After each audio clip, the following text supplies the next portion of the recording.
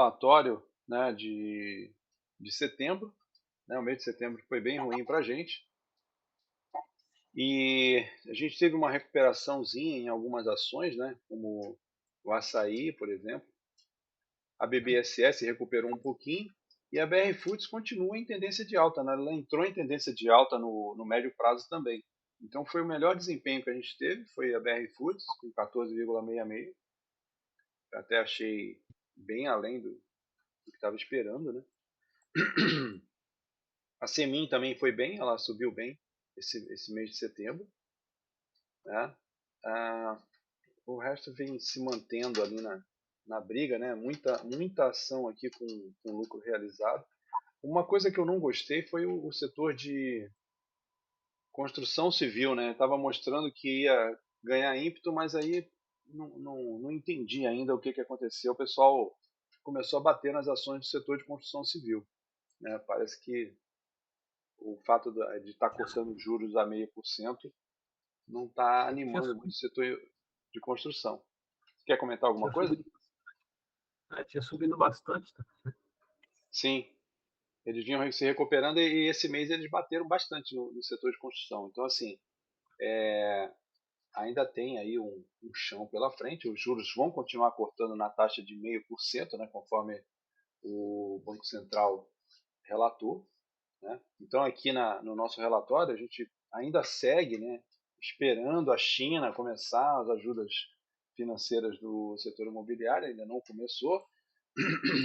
O Banco Central, né, manteve, né, o corte da taxa de juros em meio ponto percentual, né, 50 pontos base aí, até o final do ano, e segue monitorando a inflação. A gente está convergindo a inflação para a meta, né? Então isso aqui é uma coisa muito interessante.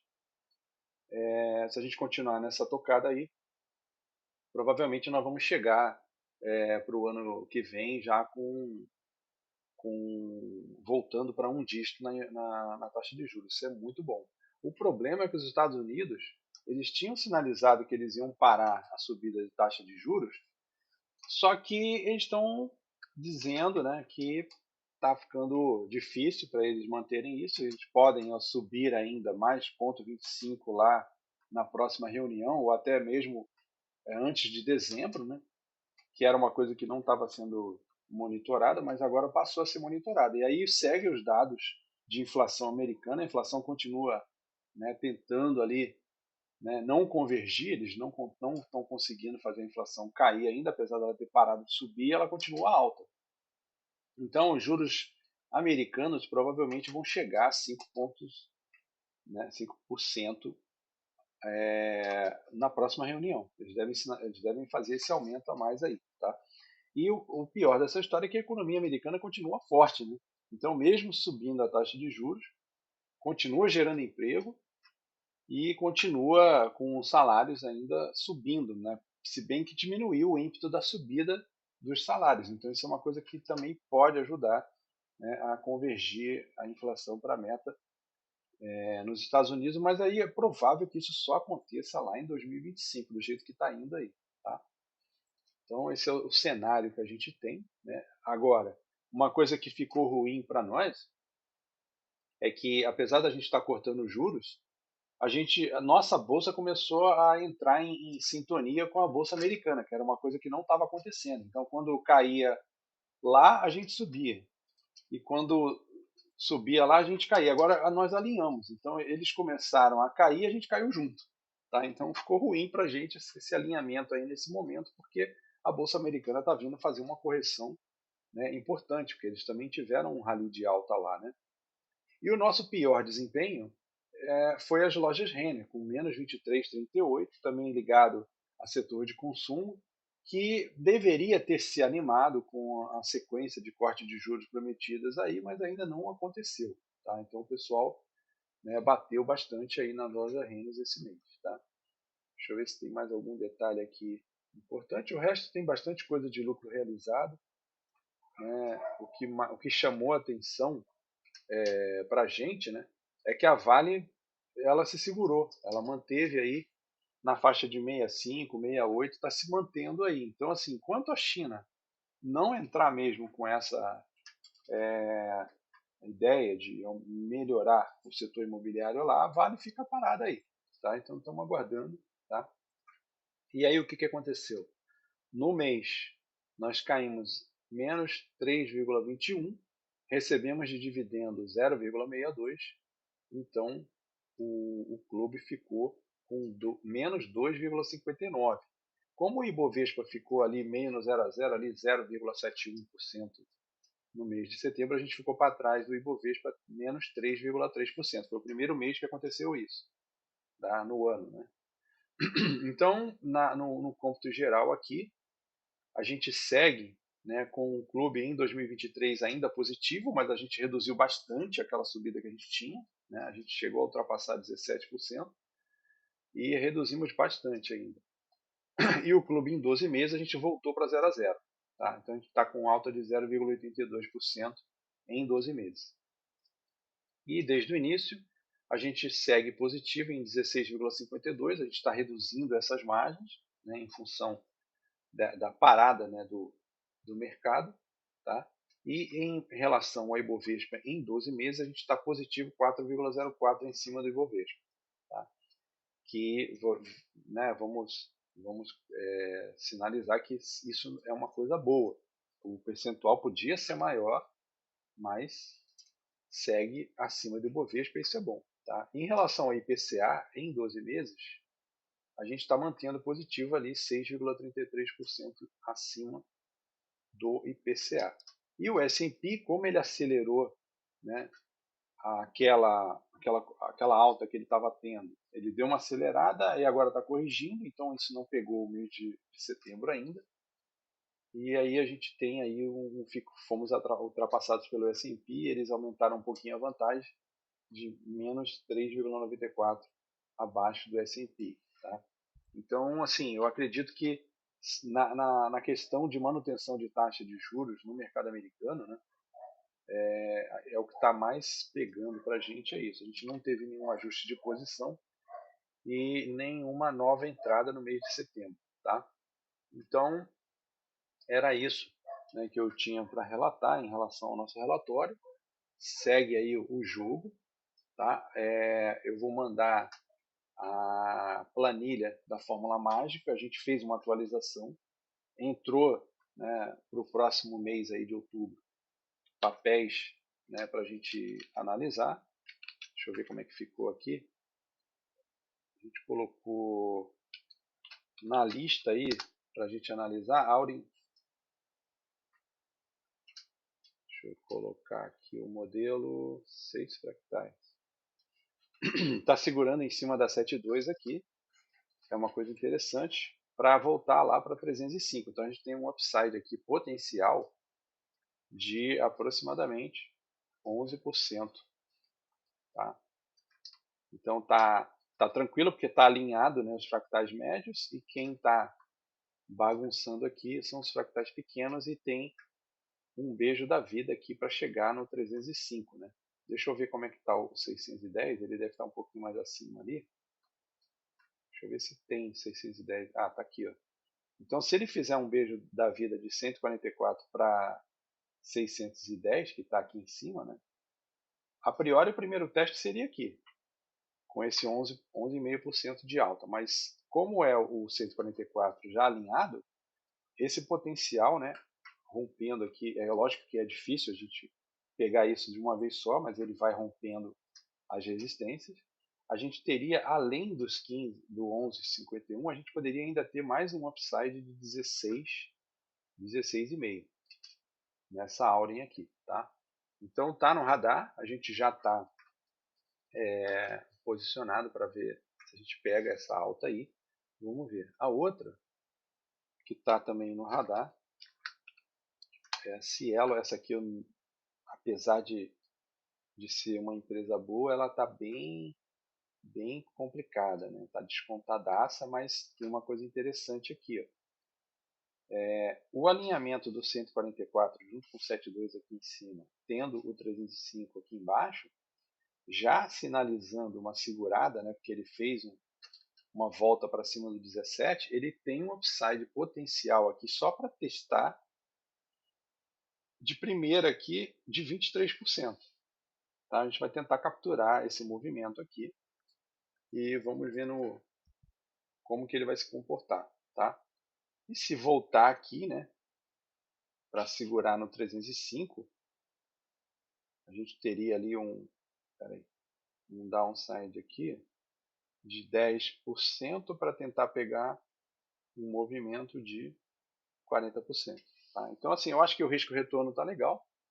E a gente vai ficar sinalizando aqui, vamos ficar segurando aqui para ver se a gente pega. Se ela voltar para o meio da congestão aqui, a gente tem um upside ainda maior, tá? Na faixa de 4,80, R$ 5 ali.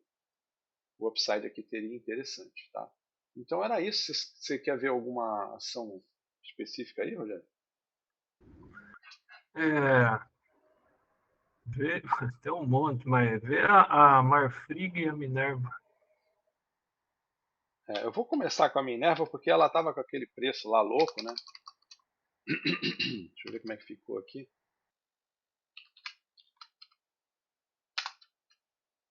Segue naquela situação bem complicada, né, de ir descendo devagar, né? O fundo está aqui, né? Vou colocar o fundo aqui. Ela ainda está se segurando. Tá? É um teste aí que ela tem que fazer. Eu acho que já testou, porque já está começando a subir, né? O que é interessante, né, da gente considerar, né, uma possibilidade, e os fractais 305 e 610 ainda estão alinhados, né? Então isso é uma coisa assim que a gente poderia ver ela começar a fazer um zigue-zague aqui, ó, em cima da 17. Aí que essa escorregada aqui, de leve, né, até o fundo ali, testar. Aí sobe aqui, ó, em cima da 34, ó, e alinha as duas. Então assim, parece que ela está fazendo isso. E aí quando ela fizer isso, o upside é do 34 para o 144. Que a gente está falando aqui de uns 21%. Só para fechar o gap, tá? Vamos imaginar aqui que ela chegue aqui nos 30% para poder fechar o gap.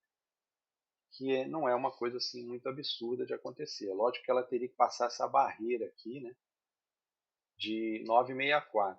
Então vou até colocar uma resistência aqui, porque isso aqui ela tem que passar. Tá? 964. Então ela tem aí, vamos dizer, um longo caminho para conseguir alinhar todos esses fractais aqui. Tá? Deixa eu ver a Marfrig como é que está, se ela mudou. Mudou o cenário da Marfrig. Caraca, o desenho não foi o que eu fiz, né? Era onda 1, onda 2, onda 3 e não foi. Tá? Deixa eu ver o que ele fez aqui. Vou colocar no semanal. Caraca, tá segurando bem aqui, hein? R$ 6 segurou bem o preço aqui. E tá começando a alinhar ali no semanal. Vamos ver no diário como é que tá. Tá interessante porque, se bem que ainda tá faltando alinhar o 144, mas esse upside aqui da 72, se eu tô falando num beijo da vida, o alvo é 996, quer dizer, R$ 10, né? Vamos ver aqui. Esse alinhamento aqui, ó, da 72, para chegar no 305, nós estamos falando de 43%. Tá? E isso também é aquela coisa que dá trabalho, né? Que tem que esperar acontecer, né? Vamos ver, ela tem que alinhar tudo isso aqui. Então, o teste que ela vai fazer agora é dos R$ 7,15. Provavelmente deve bater cabeça aqui, voltar mais um pouco,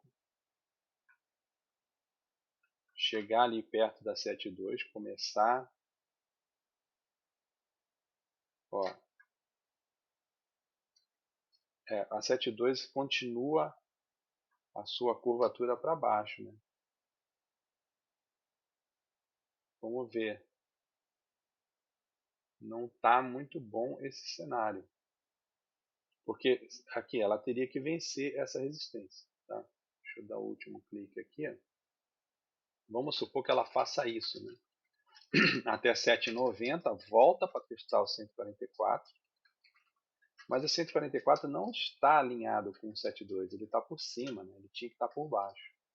Isso aqui é uma ideia de que ele teria que aguardar mais aqui nessa faixa de 7,50, 6,50 para conseguir alinhar.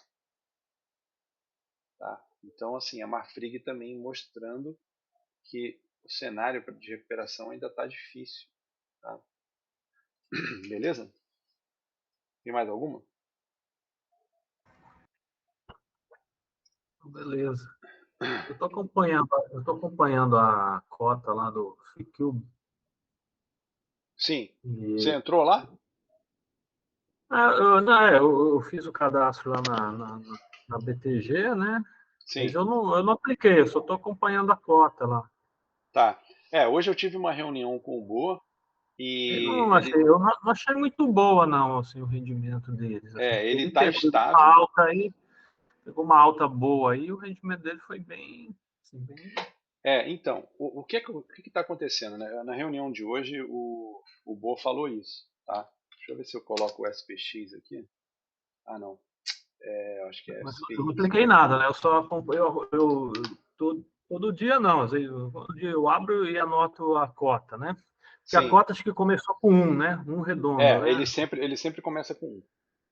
É, então tá com um rendimento lá bem assim, tímido, vamos assim dizer. Sim, é porque é o seguinte, ele explicou o que está acontecendo, né? Na visão, né, em relação ao contexto, né, em relação aos fractais e tudo mais. Aqui a gente está vendo o S&P, né, o ETF lá que reproduz o S&P 500.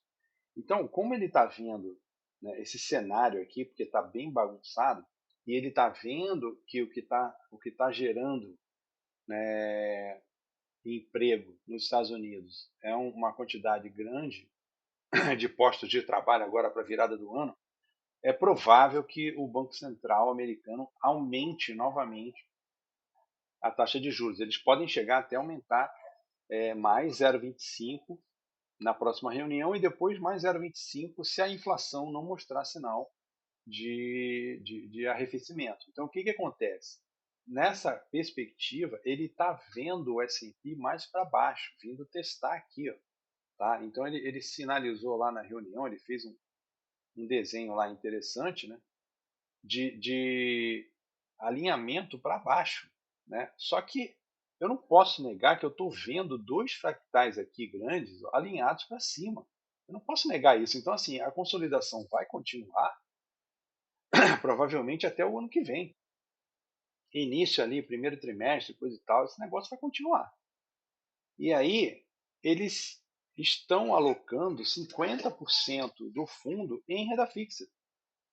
Eles não estão alocando em renda variável. Então, quer dizer, eles colocaram o mínimo possível em renda variável por causa do contexto. Tá? Foi isso que eles sinalizaram lá. E outra coisa, uma coisa que a gente não pode negar é que o S&P, né, a gente tinha visto esse rally todo de alta aqui a partir de maio. Então, como a gente sabe que foi um rally muito forte, foi direto, a correção para esse nível aqui de 50%, ela é provável, apesar de a gente saber que o mercado americano ele não corrige tanto assim, mas ele pode corrigir. Tá? Então ele está aguardando esse contexto mudar, né? Porque ele já está chegando nos 50% e a gente pode ver o que aconteceu hoje. Né? A gente viu aqui, ó, no dia de hoje, tá? Deixa eu desligar aqui o Insight. Ó, quando a gente olha o dia de hoje, cara, foi muito forte essa subida de hoje. Tá? Do S&P, da Nasdaq também aconteceu a mesma coisa. Então, assim, é provável que o ciclo, né, só se materialize acima desse ponto aqui na virada do ano. Então, o que ele vai fazer? Ele vai manter o estável, tá, ali com o mínimo ainda. Quando o mercado mostrar que houve esse alinhamento aqui desses fractais pequenos, médio e grande nesse nível de preço aqui, em termos 4.400 lá no S&P, aí ele vai começar a posicionar em renda variável. Então, por enquanto, eles estão alocando o mínimo possível de renda variável. Então, vai ficar estável mesmo. Quer dizer, ele mantém ali o patrimônio sem muita rentabilidade no período. Tá? Essa que é a visão que eles têm. Tá? Então, assim, tá tranquilo. Vou ficar posicionado lá e vou ficar aguardando. Tá? Deixa eu colocar aqui a Nasdaq, porque É o que hoje, cenário é o mesmo.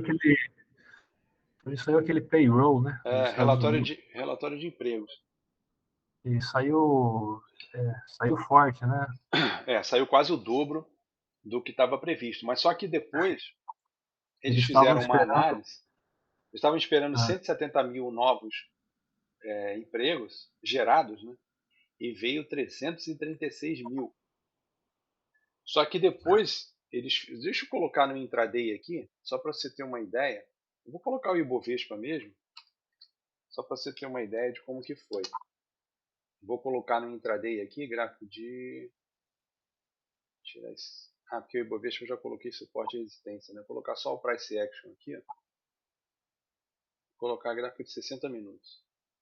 Ó, quando saiu o resultado, veio essa barra vermelha aqui, ó, tá? Na abertura do Ibovespa lá, né? Um pouquinho antes já tinha saído o relatório, e aí quando abriu o Ibovespa, abriu e veio aqui embaixo.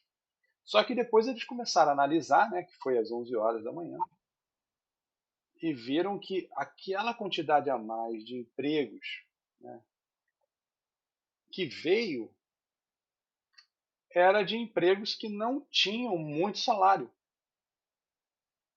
Tá? Então eles viram que assim, pô, mesmo que eu tenha aumentado muito essa quantidade de empregos gerados, eles não vão gerar muita renda suficiente para aumentar o consumo significativamente em relação à inflação. Então, aí, cara, quando eles conseguiram ver isso, né, olha a subida que deu, cara. aham. Então, das 11 horas, né, das 11 horas até o fechamento ali, a gente está falando de uma subida de 2,5%. Uhum. Entendeu? Então, quer dizer, estava negativo, estava 1,5 negativo e subiu tudo, quer dizer, devolveu toda a queda e ainda subiu mais 1,5%. Tá? Então, assim, nesse cenário eu vejo que ele vem testar aqui, ó, 116,700. É isso que eu vejo. Tá? É lógico que nunca é direto, né? Nós estamos falando de um gráfico intraday, né? A gente pode ver opa, sem os modelos não dá, peraí. Mínimo de 6 fractais. Olha aqui, ó. Ele pode fazer isso aqui, ó. Para testar lá. Sair do 34 e vai até o 144. Tá? Então essa é a previsão aí que a gente tem por Ibovespa aí nos próximos dias. Ainda tem uma agravante aqui na situação, porque é o seguinte, a gente tem um feriado aqui no meio, né? Semana que vem é feriado, então isso aqui dá uma parada, né, nessa movimentação. Deixa eu ver quando é que é dia 15. Dia 15 é domingo. E provavelmente o vencimento do contrato vai ser no dia 11 aqui, ó. Deixa eu ver, 1, 2, 3, 4. 1, 2, 3. Ah, não, acho que vai ser dia 18. Então, dia 18 vai vencer o contrato do índice futuro e aí o cenário muda. Tá? Então, nós estamos falando do seguinte: vou colocar o gráfico diário aqui de novo. Com essa volta toda aqui, a gente tem possibilidade de, na virada do contrato, quer dizer, já que ele caiu tudo isso aqui em setembro, né? Ele ficou aqui batucando e depois ele veio aqui embaixo para testar os 111 mil. Na virada do contrato, ele pode voltar aqui para testar o 305 com o 610 juntos ali. Isso que ele pode fazer. Tá? Então a gente tem um upside ainda de possível aqui, né? Por causa da virada do contrato. E outra coisa também que a gente tem que analisar, né? De mais 3% no Ibovespa. Uma outra coisa que a gente tem que analisar é o seguinte: O dólar, cara. O dólar subiu muito. Entendeu? E aí, É, se você puder também colocar isso comentar aqui, o aí, eu estava vendo aí uns 5, pode ser que ele chegue uns 5,30, 5. a gente tem uma projeção aqui, desse alinhamento aqui, né, do 7,2, o 305 está lá em cima. Ó, ele pode vir aqui, ó, tá? Só que assim, eu acho que isso é muito e o Banco Central não vai deixar, porque o que acontece? Ele vai atuar aqui para tentar controlar isso aqui na faixa de 5. Se o dólar parar de subir, ele ajuda o índice a fazer aquela recuperação lá para os 118 mil. Então ele deve ficar preso aqui nessa faixa aqui, tá? Por quê? Porque o 144 não está abaixo do 72. Então tem esse alinhamento todo aqui para fazer. Então ele vai ficar batucando aqui entre 5.200 e 5, nessa faixa aqui. E isso ajuda porque como ele vai parar de subir, né, ele ajuda o índice a recuperar. Porque essa puxada aqui do dólar, ele afeta muito a bolsa. Tá? Nós estamos falando de 6,5% aí de alta no dólar. Né, cara? É muita coisa. E outra coisa, isso aí foi em 10 dias, sei lá. Entendeu? 1, Foi 2, rápido. 3, 4, 5, 6, 7, 8, 9, 10 dias para chegar aqui. Ó. E agora está batucando. Certo? Dúvidas? Beleza. Tranquilo? Rogério, obrigado aí pela presença. Desejo aí um ótimo final de semana para você, cara. Tudo de bom, viu? Tá. Pra Um você abraço. também. Beleza, até a próxima aí. Valeu.